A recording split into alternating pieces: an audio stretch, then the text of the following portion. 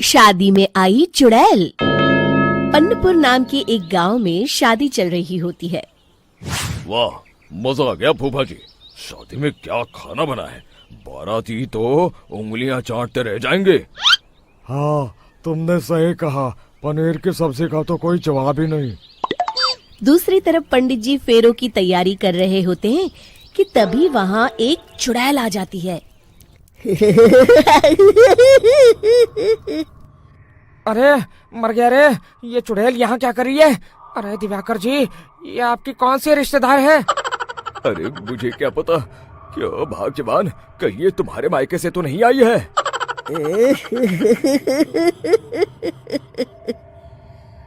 तुम लोगों की इस गांव में बारात लाने की हिम्मत कैसे हुई? मेरे रहते इस गांव में किसी की शादी नहीं हो सकती। अब तुम लोग देखो मैं क्या करती हूँ।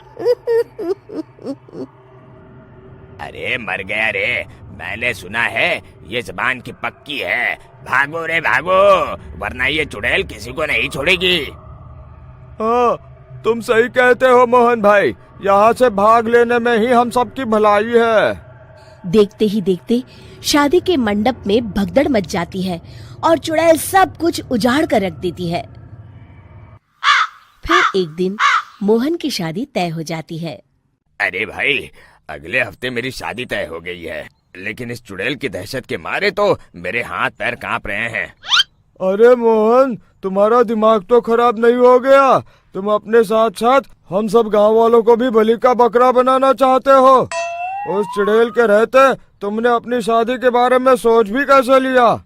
देखो गोपाल, डर तो मुझे भी लग रहा है, लेकिन उस चुड़ैल के डर से मैं जिंदगी भर कुंवारा तो नहीं रह सकता। तभी वहाँ मोहन के होने वाले ससुर आ जाते हैं। अरे ससुर जी, आप? देखो, अब तक मैं तुम्हारा ससुर बना नहीं हूँ और शायद बनूंगा भी नहीं। ये आप क्या कह रहे हैं? मैंने तो शादी का कोड भी सिलवा लिया है।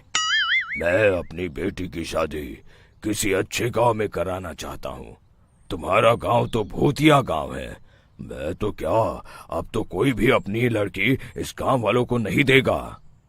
इस तरह चुड़ैल के डर से उस गांव में किसी की भी शादी नहीं हो पाती। फिर एक दिन गांव के जमींदार अपनी बेटी की शादी करने का विचार करते हैं, लेकिन चुड़ैल के डर से उनकी भी हिम्मत जवाब दे देती है। अगर मेरी बेटी की शादी तय समय से नहीं हुई तो मेरी नाक कट जाएगी। मुझे कुछ करना ही होगा। एक सलाहकार के कहने पर जमींदार काशी से एक बहुत ही नामी तांत्रिक को अपने घर बुलवाते हैं, जो भूत चुड़ैल को पकड़ने में माहिर माना जाता था। जमींदार साहब, आप चिंता मत करिए। इस गांव की सीमा में प्रवेश करते ही मुझे उस चुड़ैल के बारे में सब पता चल गया था। आप उसे जल्दी से जल्दी कैद कर लीजिए ताकि मैं अपनी बेटी की शादी कर सकूं। जब वो चुड़ैल एक इंसान थी, तब ठीक उसकी शादी करने वाले दिन ही उसकी और उसके होने वाले पति की एक दुर्घटना में मौत हो गई थी।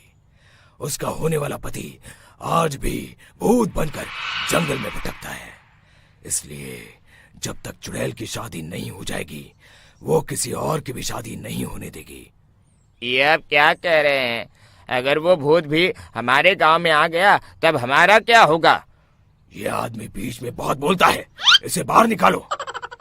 उसके बाद तांत्रिक बताते हैं कि अगर उस भूत के साथ चुड़ैल की शादी करा दी जाए तो वो चुड़ैल हमेशा हमेशा के लिए उस गांव को छोड़कर चली जाएगी।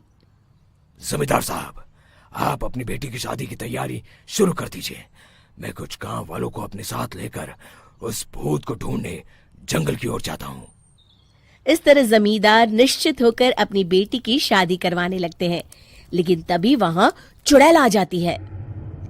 मैंने तुम गांव वालों को समझाया था ना कि इस गांव में कभी कोई शादी नहीं करेगा।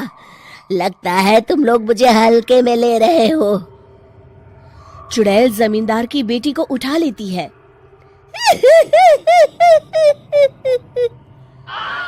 अब देखती हूँ बिना दुल्हन के तुम लोग शादी कैसे करोगे। मैं इसे अपने साथ ले जा रही हूँ।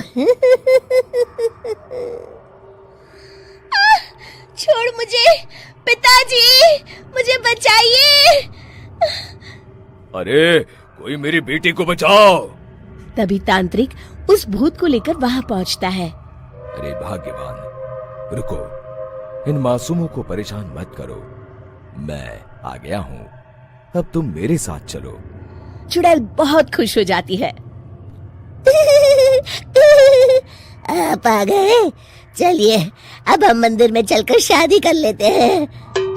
अरे अरे अरे अरे, ये क्या कह रही हो? मंदिर में जाके दोबारा मरना है क्या? चलो, आज से हम जंगल में रहेंगे। चुड़ैल चली गई, अब मेरी शादी हो जाएगी। इस तरह सभी गांव वाले खुशी से झूमने लगते हैं।